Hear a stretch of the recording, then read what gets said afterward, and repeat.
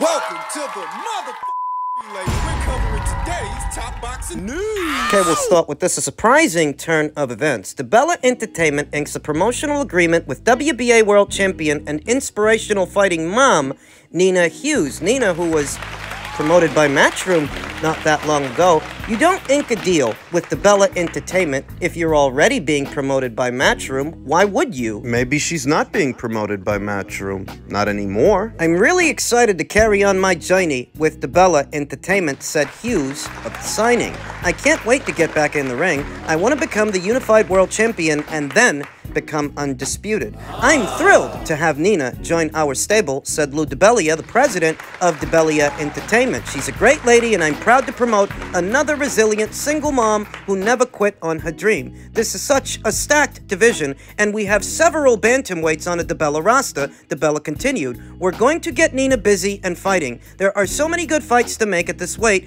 and I'm excited to work with Nina, Leon, and Kevin. So if Matchroom is a bigger outfit, a bigger promotional outfit than Dibella Entertainment, with more means and more resources, more money, why would Nina go from Matchroom over to Dibella? Why? And it could be because of what I talked about in a previous video. Why? That in spite of Matchroom having signed Nina last year, they didn't use her very much. She didn't do much of anything. She only fought once under the banner as a Matchroom fighter. The article continues. Dibella Entertainment stable includes some of the top talent in the bantamweight division. IBF World Champion Miyo Yoshida, IBO World Champion Amanda Gaye, IBF #1 mandatory contender Sharita Metcalf, and top Australian fighter Shernika Johnson, a former world champion, all count themselves among Dibella's roster of talented women. Yoshida, Metcalf, and longtime Dibella Entertainment fighter Heather Hardy are also single mothers.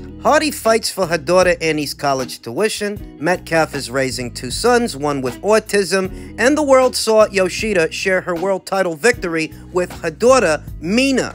We know that the IBF title changed hands from Ebony Bridges to Miyo Yoshida in Ebony's last fight. We also know that Ebony wants to run it back with Miyo, but we don't know if that's going to happen. As Miyo Yoshida is promoted by Dibella Entertainment, maybe Lou's got it in his head that he'll get Nina, low tune-up fight, low-key busy fight, then make the unification match between them, between Miyo Yoshida and Nina Hughes. Maybe that's how he wants to do it. Maybe that's why she signed to him. The article doesn't detail the circumstances of Nina's departure from Matchroom, and I am going to go ahead and assume that if she inked a promotional pact with Lou Dibella, it can't be because she's still with Matchroom. That doesn't make sense. That's more hands in the cookie jar. The only way it makes sense is if she's not with Matchroom anymore, so she signed to Lou, because Lou's got Sharita Metcalf, because Lou's got Miyo Yoshida, and you ask yourself, well, Dibella Entertainment, that's a smaller outfit than Matchroom.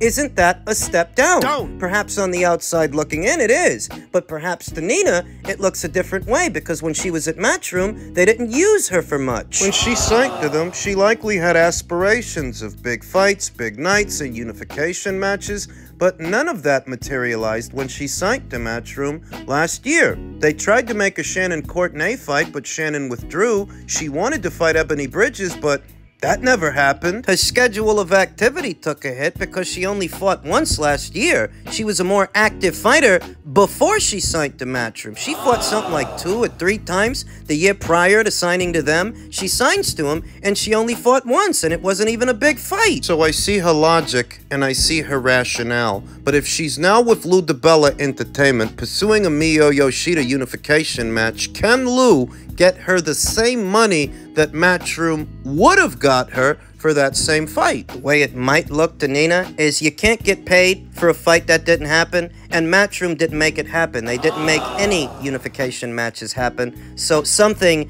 is better than nothing. It seems that Nina has really given her team a complete overhaul. She's not with Lee Eaton anymore. She's not with Matchroom anymore. She's with Lou Dibella now. And Lou Dibella, he does shows here and there. You know, he does some of his shows on UFC Fight Pass and some of his other shows on DAZN. These are smaller shows than Matchroom shows, though. They don't get seen by as many people. They don't have the same profile of a Matchroom show. And Lou's based out of America, whereas Nina, she's from the UK. For what it's worth, If the goal is to keep busy, just keep busy, I think Lou can do that for her because he does keep his girls busy. Sharita Metcalf, Mio Yoshida, Heather Hardy. He can find Nina someone to fight, but the fight won't have much of a profile. That's the caveat. Whether or not leaving Matchroom for Dibella Entertainment was the right move, we really won't know that until some time passes to see how that decision ages and how things work out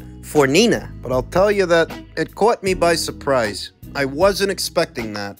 Men's super middleweight news. David Benavidez took to his Instagram stories to react to Jaime Munguia's signature win this past weekend over John Ryder. And he said, nowadays, you can't even say you can knock somebody out because they say you're cocky or talk too much shit, laughing my ass off. But you clowns really be trying to act like my KO ratio isn't 86%. Well, I mean, it's nice that you have a high knockout percentage, but who did you actually knock out? I never disrespected Jaime Munguia. I think he's a great fighter, and if we ever fight, it would be a great fight. But I stand by my statement, and I know what I can do, and I have confidence in my abilities. Before I fought Andrade, we were in negotiations with Munguia and his team for 2 months back and forth, and then after weeks of negotiations, they said they didn't want to take the fight. So what do you guys call that? I'll tell you what I call that. I call that the same thing you did with David Morrell, because at the start of last year, your promoter, Samson Lukowicz, said you guys signed a contract to fight David Morrell, your PBC stablemate, only for David himself to say, it's all fake news, it's all bullshit,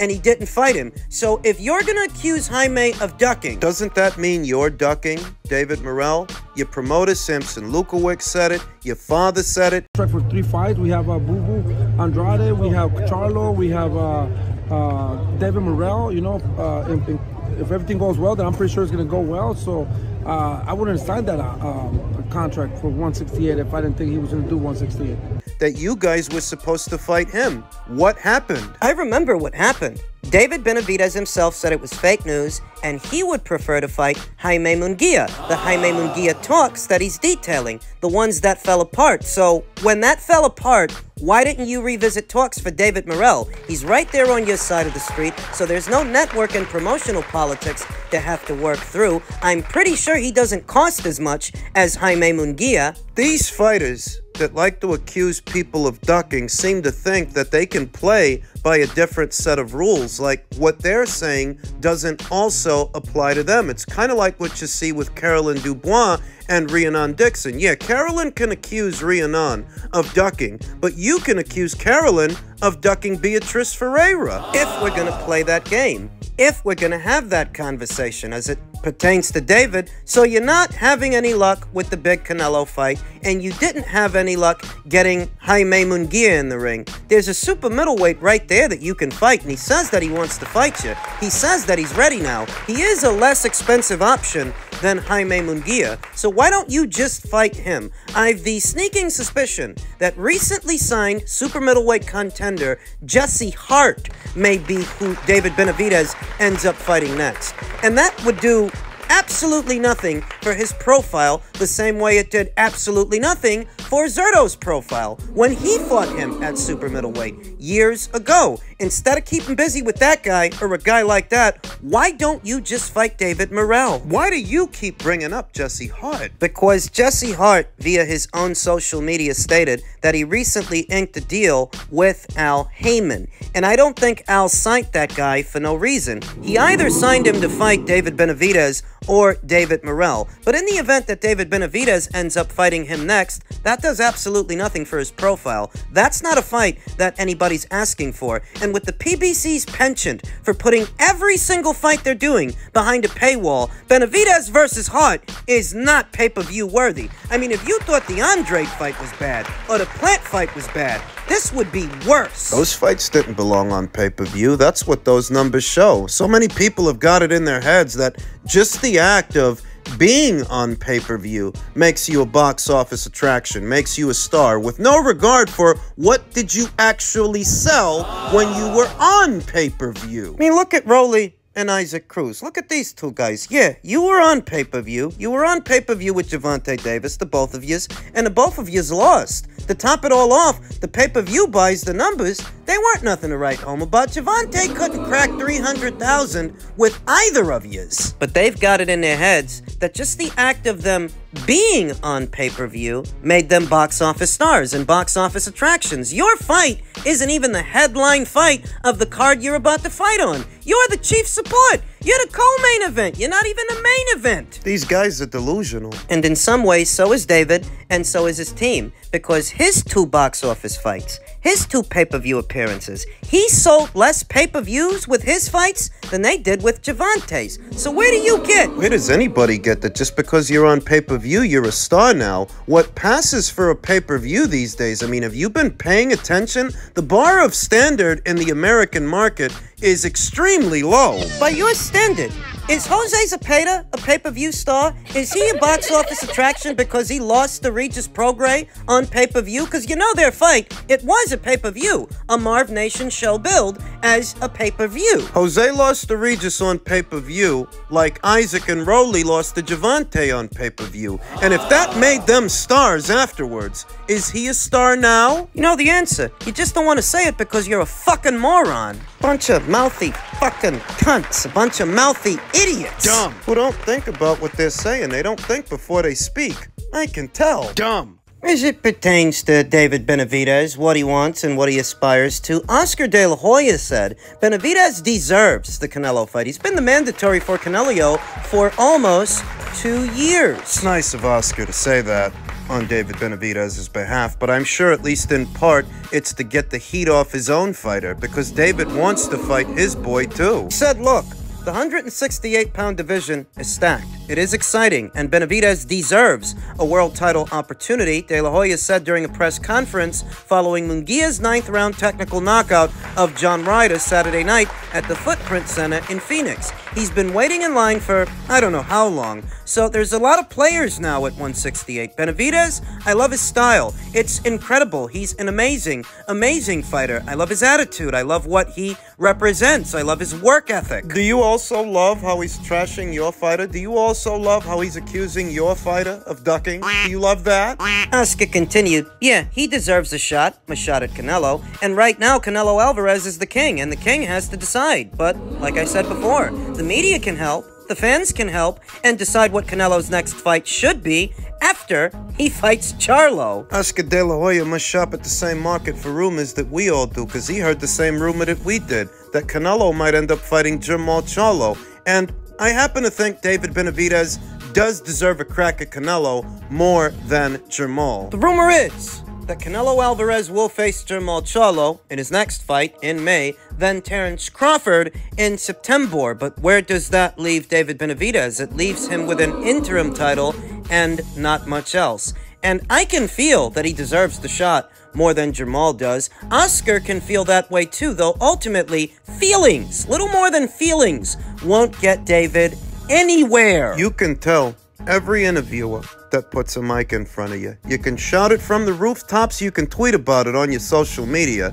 though ultimately... What if you never get that fight? I mean, what if Canelo never finds the time to fight you? He never gives you the time of day. The World Boxing Council, look at the level of consideration they gave a nobody, a scrub like Jermall Charlo, never ordering the fight between him and Carlos Adames. Now, Canelo, he's a somebody, so what level of consideration do you think they're gonna give him? What are you gonna do? You're gonna run to the media, you're gonna tell them Canelo's ducking, and your fans, what little fans you have, they're gonna parrot what you say, and then what? Oscar De La Hoya continued, look, Benavidez, who I respect a lot, incredible talent. He's been mandatory for Canelo for almost 2 years, I believe. So it's all politics and things have to change, because I come from an era, so does Bernard Hopkins, where you fight everybody. You fight the best. You fight whoever you have to fight. You fight, you know? And so it has to stop. It literally has to stop, because when we have the best fighting the best, this is what you get, you know?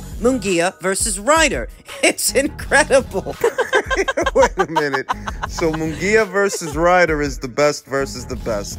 Oscar seems to have a high opinion of David Benavidez. Right. He thinks he's one of the best, and he always says that Jaime Munguia, He's one of the best. Right. So why aren't you trying to make a fight between them? It's gotta stop. You've gotta do away with the politics. The best versus the best. That's what he was just saying, right? Listen, it's not exactly new news that Oscar is a hypocrite. The sport of boxing is rife with hypocrites that don't apply the same logic to other people that they should apply to themselves. Because if it's all about that, you would have let your fighter fight David Benavidez. All fuckery aside. Let's entertain the possibility that Canelo don't give this guy the time of day all year. That the rumors are true, he fights Charlo, then he fights Crawford. What the fuck is David gonna do? What are you gonna do? You gonna sit there at super middleweight fighting more guys like Andre? Guys like Jesse Hart? What the fuck is that gonna do? The it's Canelo or no one, the it's Canelo or nothing approach. It didn't work for Demetrius Andrade, you know. For a number of years,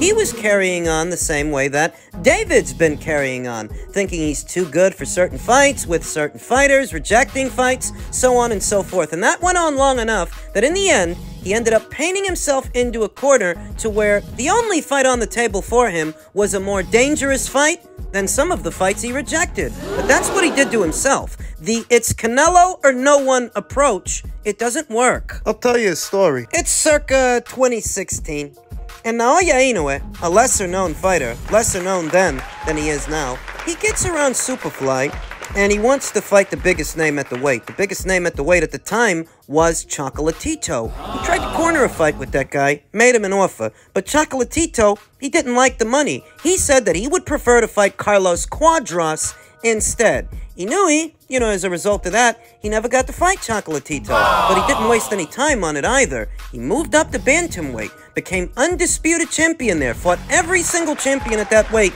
to become undisputed at bantamweight, then he did it again at super bantamweight. Currently, he's the top earning guy at that weight, anywhere at or around that weight. Currently, he's making more money than Chocolatito was making when he first approached him years ago. That's where he's at. You'd have to go up several divisions to find a guy making more money than Naoya Inoue, a 122-pounder. And you know how he got there? He got there by not wasting any time. No, he didn't sit at super flyweight, belly aching and moaning and crying to any interviewer that would put a mic in front of him, dragging Chocolatito's name in the mud. No, he didn't do that. He moved up, had the fights, fought the fights, won the fights, and became the biggest name at those weights over time. That's what he did. So what is David gonna do? In many ways, David is in a similar situation to the situation he knew he was in back in 2016. Oh, I can hear the Benavidez fans now saying Canelo is ducking, Canelo is ducking, yeah. And now what? Now what? What now? You can feel that way if you want to feel that way. I can't stop you. You can feel that David deserves a shot more than a lot of guys. Hell, more than all the guys lined up for a Canelo fight. You can feel that way, but what does that do for David? About as much as it did for Demetrius. He had a bunch of guys saying that he deserves a shot. In the end, it didn't matter. If the rumor is true, and Canelo Alvarez goes this whole year without fighting you, what are you gonna do? Sit there at super middleweight, belly aching about it for 12 months? You're a big boy. Go to light heavyweight. Didn't you say you can beat B-Ball? Go do it.